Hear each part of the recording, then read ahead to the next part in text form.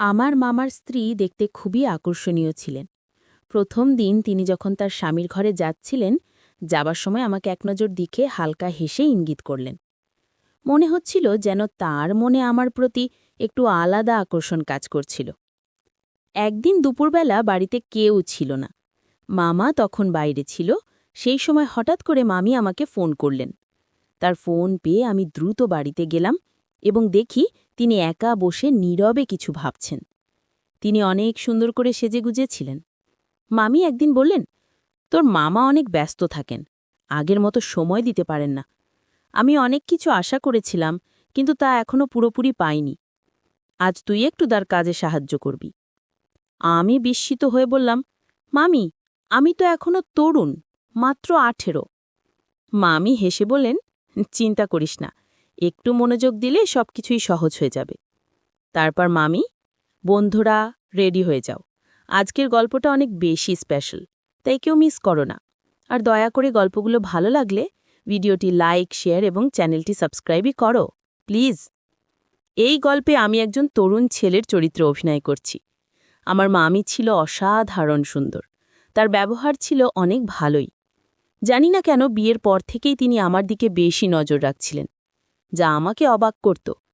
মা চলে যাবার পর থেকে আমার জীবনটা একাকী হয়ে পড়েছিল। আমি তখন অনেক ছোট ছিলাম যখন বাবা আমাদের পরিবারকে ছেড়ে চলে যান। তারপর থেকে মা একাই আমাকে মানুষ করার দায়িত্ব নিয়েছিলেন। কয়েক মাস আগে মা আমাদের ছেড়ে চলে গেলেন, যা আমার জন্য এক বিশাল আঘাত ছিল। আমার মামা তখন আমাদের সাথেই থাকতেন। তিনি চুপচাপ হয়ে গিয়েছিলেন, সব সময় মায়ের স্মৃতির মধ্যে ডুবে থাকতেন।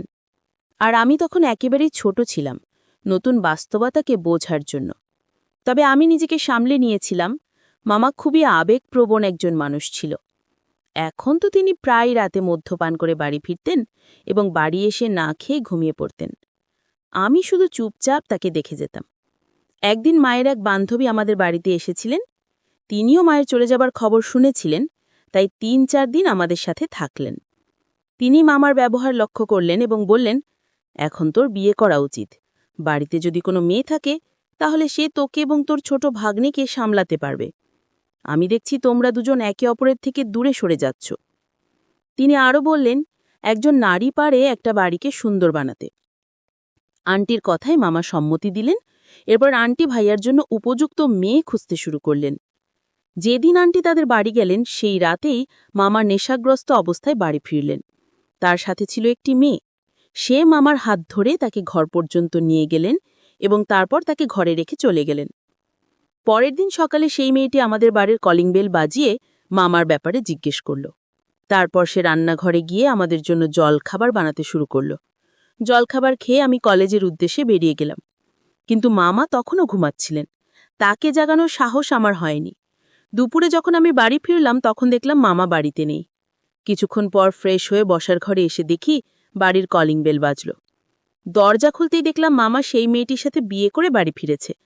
তাদের গলায় বিয়ের মালা ছিল। আমি বিস্ময়ের সাথে তাদের দিকে তাকিয়েছিলাম। তখন মামা হাসতে হাসতে বলল, কিরে কুনাল, এভাবে অবাক হয়ে তাকিয়েছিস কেন? এ তোর মামি তানিয়া, যা ভেতর থেকে আরতির থালা নিয়ে আয়। মামার বিয়ে দেখে আমি খুশি হয়েছিলাম, কিন্তু আশ্চর্য হলাম এই ভেবে যে মামা লাভ ম্যারেজ করেছে। যদি আমি বেশি কিছু জানতে চাইনি, তাড়াতাড়ি আরতির থালা এনে তাদের ঘরে প্রবেশ করালাম। নতুন মামি খুবই সুন্দর ছিল, তাকে দেখে আমি অবাক হয়েছিলাম। নতুন মামি বাড়িতে আসার পর থেকেই ঘরের সব দায়িত্ব নিজের হাতে তুলে নিলেন।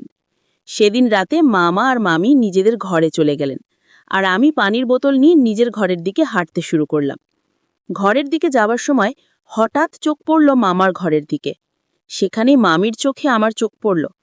মামি হালকা হাসলেন আর চোখের ইশারায় কিছু বোঝাতে চাইলেন এবং তারপর দরজাটা বন্ধ করে দিলেন। প্রথম দিনই তিনি আমাকে এমনভাবে দেখেছিলেন যেটা আমি তখন সাধারণ একটা ভুল বোঝাবুঝি ভেবেছিলাম, কিন্তু পরে বুঝতে পারলাম হয়তো তার মনোযোগ ছিল আমার মতো তরুণ ভাগনার দিকেই। পরের দিন সকালে মামা ঘর থেকে বেরিয়ে এলেন, তার মুখে এক অন্য রকম আনন্দের হাসি। মায়ের চলে যাবার পর তাকে এতটা খুশি আমি কখনো দেখিনি। ভালো হয়েছে যে মামা বিয়ে করেছে। মামি আসাতে তার জীবনে কিছুটা হলেও আনন্দ ফিরেছিল। মামি এসেই ঘরটাকে আবার প্রাণবন্ত করে তুলেছিল। মামি খুব ভালোভাবে বাড়ির দায়িত্বগুলো সামলে নিয়েছিলেন। আমি মামা আর মামির প্রেম কাহিনী জানতে খুবই আগ্রহী ছিলাম, কিন্তু মামার সাথে সে বিষয়ে কথা বলার কোনো সুযোগ পাইনি। সকালে নাস্তা করেই মামা অফিসের জন্য বেরিয়ে যেত, আর সন্ধ্যায় ফিরেই শুধুই মামির সাথেই সময় কাটাত। এটাই তো স্বাভাবিক, কারণ তাদের নতুন বিয়ে হয়েছে। মামা সন্ধ্যায় বাড়ি ফিরেই ফ্রেশ হয়ে মামিকে কোথাও না কোথাও ঘুরতে নিয়ে যেত। অনেক সময় তারা বাইরে থেকেই রাতের খাবার খেয়ে আসত এবং আমার জন্য খাবার নিয়ে আসত। এইভাবেই দেখতে দেখতে মামা আর মামির বিয়ের ২০ দিন পেরিয়ে গেল।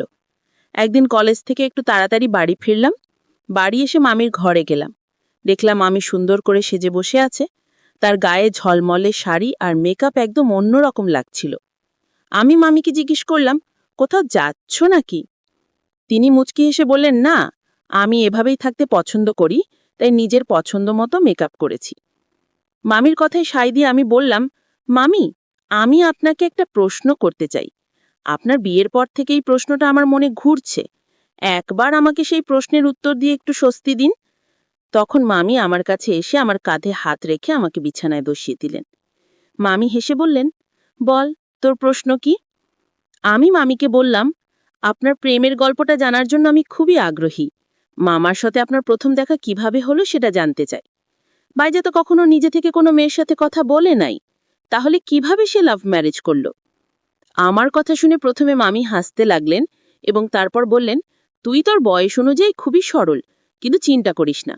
এখন যখন আমি এই বাড়িতে এসেছি, তোকে একটু একটু করে স্মার্ট বানিয়ে দেব।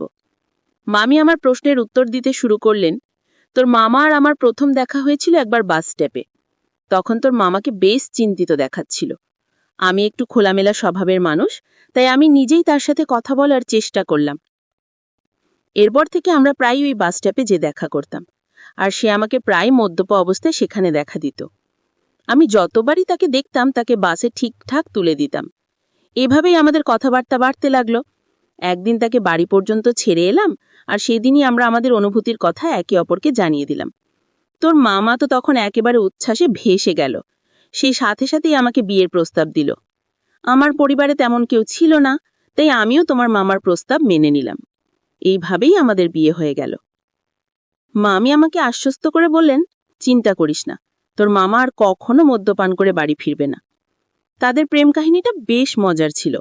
তোর মামার মামির ব্যবহার আর ব্যক্তিত্ব খুব পছন্দ হয়েছিল, তাই আমাদের মধ্যে বিয়ে হয়েছিল।